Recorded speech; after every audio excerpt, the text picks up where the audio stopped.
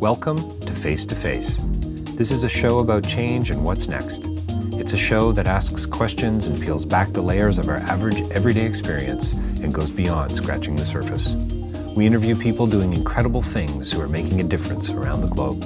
Join me as we listen in and get one step closer to understanding that big ideas shared create collaboration. Collaboration can inspire community, and communities create social change. I'm David Peck, and this is Face to Face.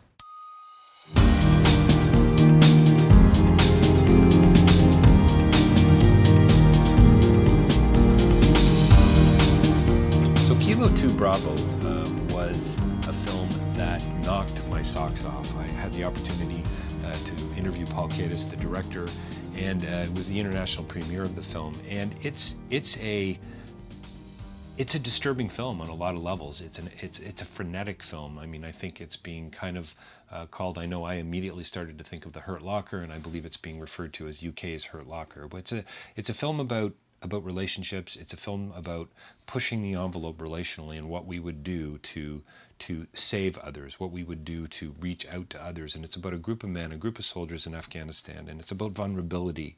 And it's kind of an anti-war film in some regards. And I thought of Black Hawk Down actually throughout. But it's also a love story. It really is a fascinating film on so many levels. It moves along at a really great clip, and Paul Katis, the director, was wonderful. I hope we have more time together in the future.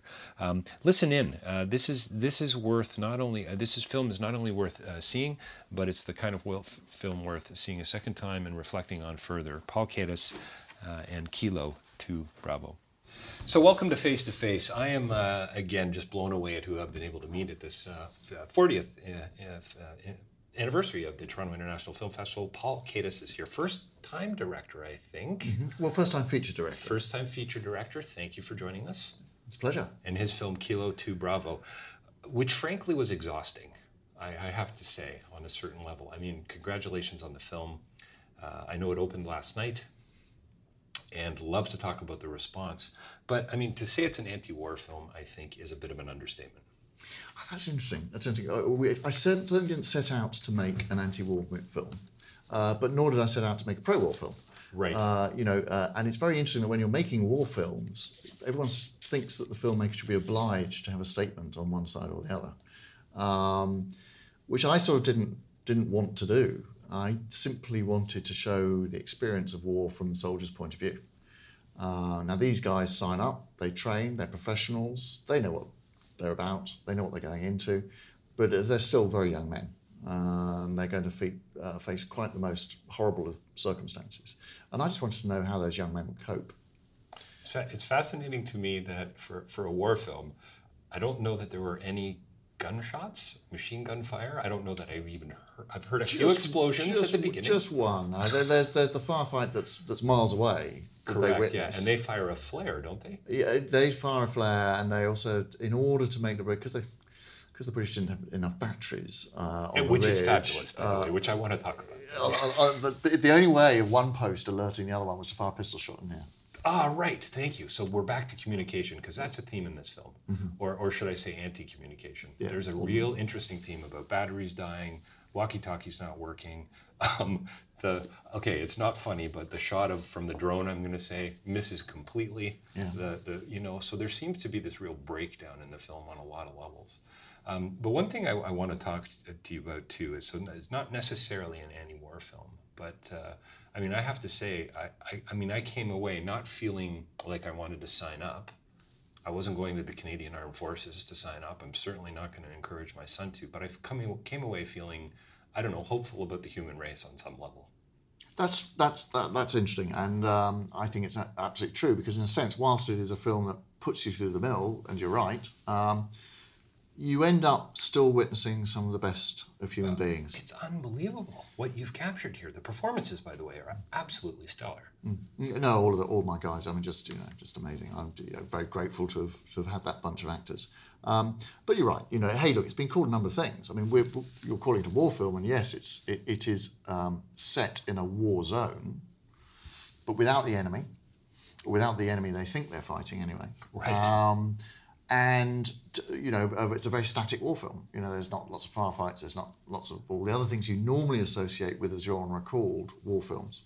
So you could question whether it's a war film at all.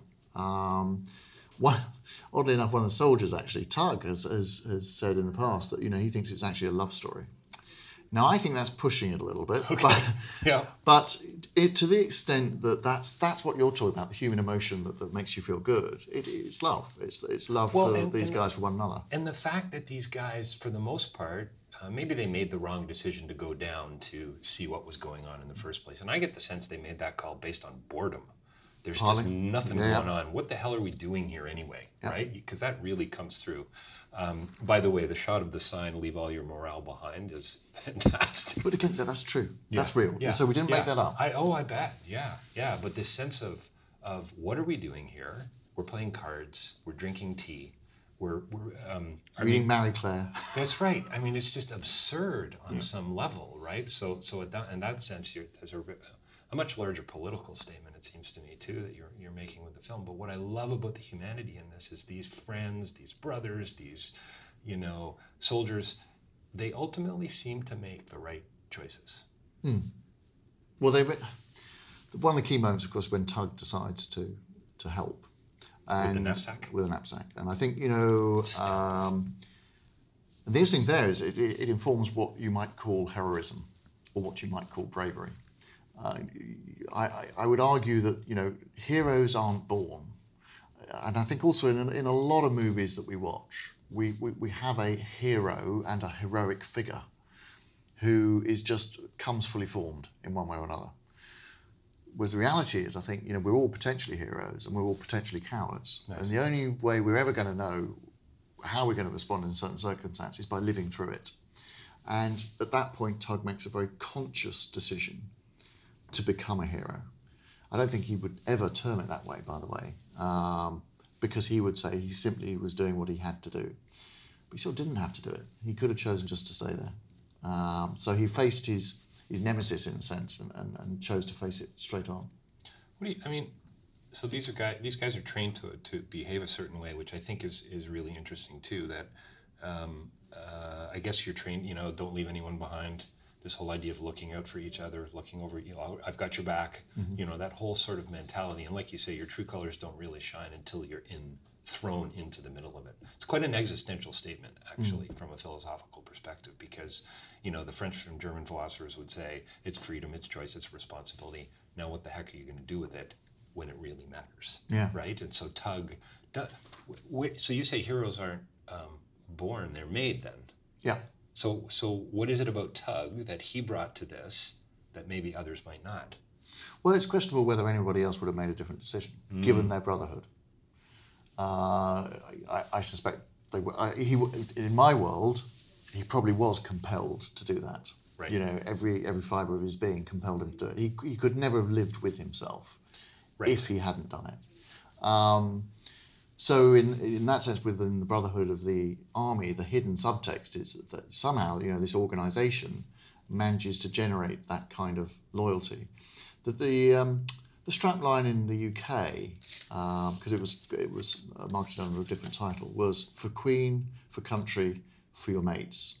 Right. And the key element there is that, to be honest, the Queen and country is totally irrelevant in that waddy. You're only ever doing it for your mates. Do you think that the Army, in a sense, sort of facilitates a place to be home, almost? Oh, God, yeah, no, absolutely. Yeah. This embrace, the fellowship, have a drink together, have a smoke together, etc. This is one of the fundamental problems with people leaving the Army. I think, and I'm sure you've got the same problem in the States and Canada as we've got in the UK, which is, the Army is your family. To the extent that it does your washing for you. Right. Do you know what I mean? Right. These young men don't know how to cook necessarily because they've only ever eaten out of a bag or whatever it is. Sure.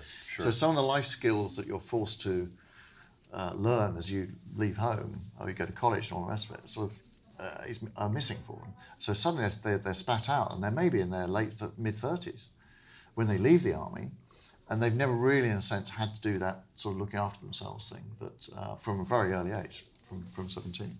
And of course, they no longer have that support infrastructure that the Army offers.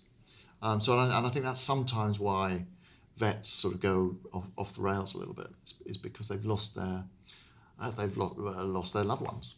Yeah, they've lost their center in some way. I mean, I think coming from an international development background and the work that I do and so on, I think most of us have lost our center in some way. And we're all trying to kind of regain that in a way. And some choose the military and others choose whatever we choose, it seems to me. It doesn't just, like you say, heroes aren't born, but cowards aren't really born either, I don't think, right? I got to come back to the humanity in the film because... and maybe that has to do with the choices that we make, but it's a dark film. You know, it's hard to watch at points, and I mean that in a good way, right? I mean, it's a really compelling film because I come away with, like I said, this strength of the human spirit. Wow, look at what we really can do.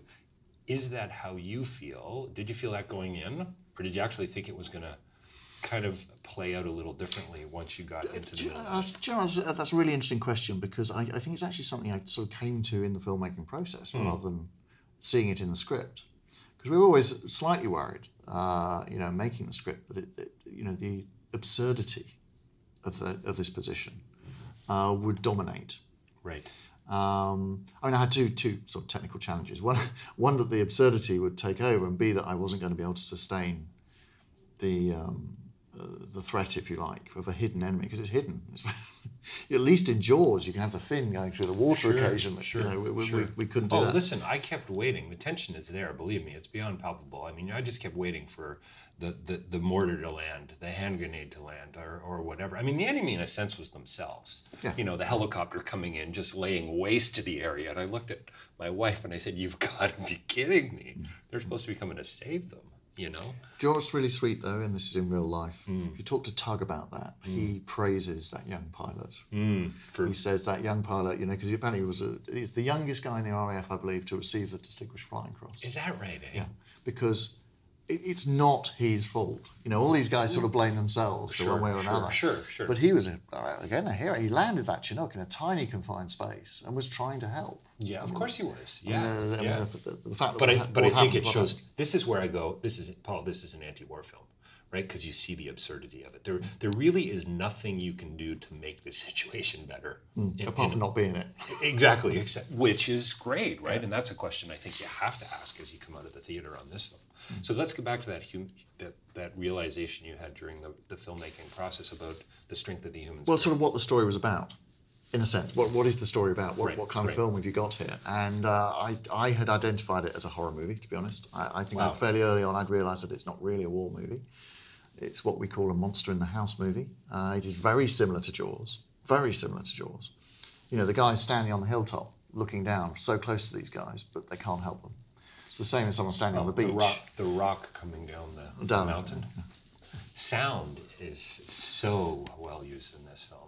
And with the flies seem to be a very conscious choice. We got those for free. I bet you did. But so going back to the what's the theme of the piece? I was sort of making a horror movie in my head, certainly from a sort of technical department.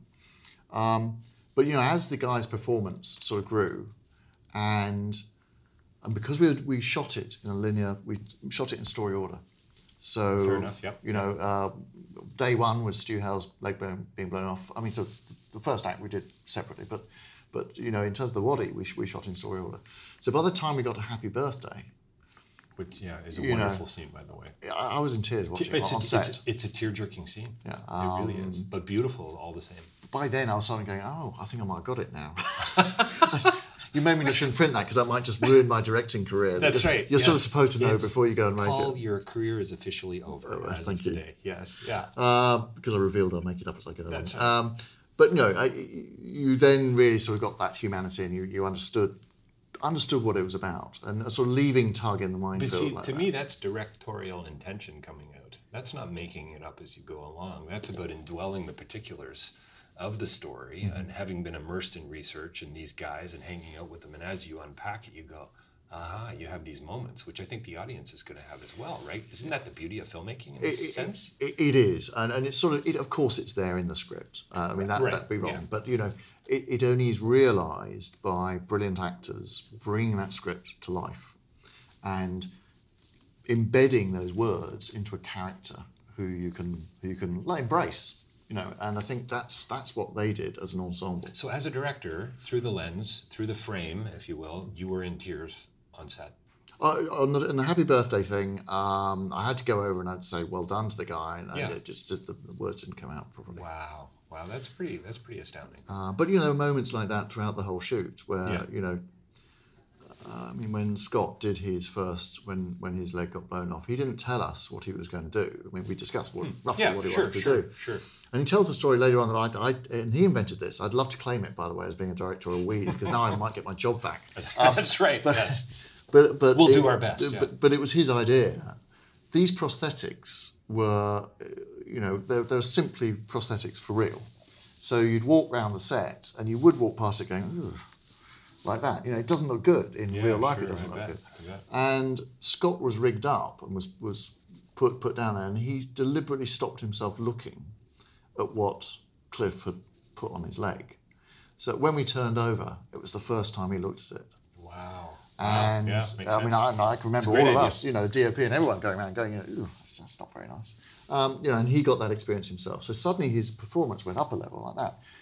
Because of the way we were shooting it, which was sort of handheld and following the guys around, I just let the scene run. I mean, once he took off, that then impacted on David and Grant, who were playing the other two characters, and they were coming over here expecting that they just do what we did in the rehearsal room, and instead they've got this mad thrashing about that's going on from Scotland no one was expecting. But they stuck with it, and so their performance is all the more genuine because that's them responding to something they're not really expecting. And we just let the camera run. And run. And actually, I think in the edit, we pretty much used just one take throughout. Isn't that wild? Yeah. No, that's the magic of making movies. Yeah, absolutely. But, the revelations. If I was a better director, I'd claim it as something I manufactured. Well, you know what though? Somebody's going to claim it for you, right? Because that is the sign of a brilliant director in my world. I mean, I'm no film critic. I'm here for the conversation about the greater good. I guess you could say, but I think that is the sign of a brilliant director in the sense that knowing when to pull back, knowing when to say no, knowing when to, let rip. I mean, Ken Loach says, and I don't agree with Ken Loach on many things, but on this particular thing, I do agree with him. That the director's job really is simply to bash the piste. Is to make sure that people know where the mountain is and where you're pointing down, and then let them go. Do you think that this could be seen as a metaphor for, I don't know, the vulnerability of the human race? Is that too corny, Paul? Is that a little too hy level for you? Or? Probably, but that aren't all films that in a way. Mm-hmm. What it does is in the absurdity, in the chance, in the fatalism that's attached to all of this. That's a human standard, whether you're a stockbroker or a steel worker or a mother or whatever. It's all, we all of us in our lifetime come across those great big sort of fate moments. We like to think we're in control of our lives, but I think that's a ruse by our brain to make it more acceptable. Well, I think on some level we're all thrown into it. Simone de Beauvoir, sorry to go academic on you, the existentialist would say we're thrown into a world not of our own making. Now what are we going to do? These guys, absolutely, holy smokes! To me, this is a class in modern existentialism. We have happening in front of us. Well, listen, they're going to kick us out of here soon. I am so glad we had this opportunity to chat, and I again, congratulations on a brilliant film. Thank you. I hope it wins awards. How do you think it's going to be received in the UK, or has it already played? It's already played in the UK. Okay, so and it went down well. We had a good theatrical experience. It's on home end now. Fantastic. It's not audience-wise. Nobody's been egging your house. Oh no! Hey, it's been well received at sort of all levels. Rotten Tomatoes were at 100%. Wow. So and there aren't many movies like that. So good for you. Really pleased. I wondered if you'd take a little heat, sort of maybe politically, possibly on it, but wasn't 100% sure on that. Well, no, we took that before when the MOD refused to help us. Oh, okay. And we ended up with, I think it was the Daily Mail had a double-page spread on us saying that the movie the MOD never wanted you to see. Wow, which is handy for the publicity. I was just going to say, kind of what you want. But no, it's been universally well received, which is just brilliant. Fantastic. Well, it's like scary. I'll be trying to get word on the street for you. Thank you again for your time and your generosity, and let's hope for part 2. Thanks. Yeah, thank you.